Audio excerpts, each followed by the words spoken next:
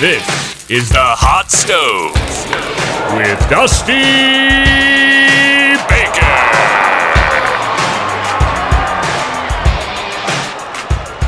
You are watching the Hot Stove Trade Deadline edition, and for the Colorado Rockies, I'm expecting a very quiet July 31st, to say the least. Really, when you look at this depth chart, a lot of these guys are still remaining for the next couple of years.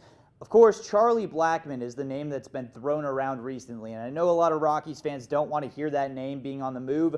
Realistically, I don't think he will be traded. I think it's more along the lines of they will listen, but they won't act.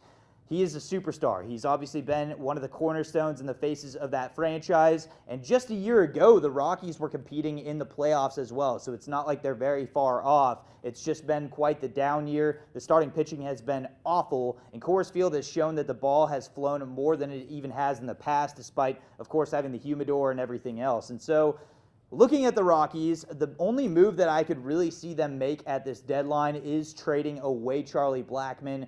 And I don't think it's the worst decision in the world. That contract is definitely backloaded. He's still through 2023, so they definitely have some control over him. But he's also 32 years old, so it's not like his production is going to be the exact same moving forward. He's bound for regression as well. He was also a late bloomer, and a lot of people seem to forget that.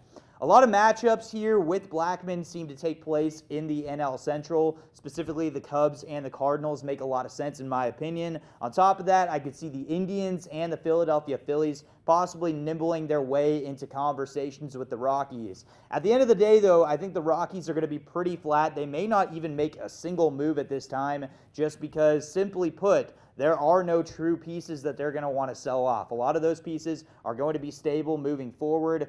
Daniel Murphy could be somebody that could be on the move at this time. That's really the only other name that I could see. I don't know how much interest he will truly generate because he has shown regression. Let's not forget, just 2 years ago, he was a superstar. So, Rockies fans, when you're thinking about Charlie Blackmon and the pain that it would be to lose him, just realize that regression happens and it happens fast. This may not be a terrible time for the Rockies to trade Blackmon. I do think he is the most likely player to be on the move at this time. For the Rockies fans, of course, it's a sad time to think about that, and of course, it's been a bit of a transition year to look at how rough the pitching has been, but stay put. The Rockies are still in very good hands, and they should be back again in 2020. But these moves that they possibly could make before July 31st could significantly impact what's going to happen in the near future for the Rockies.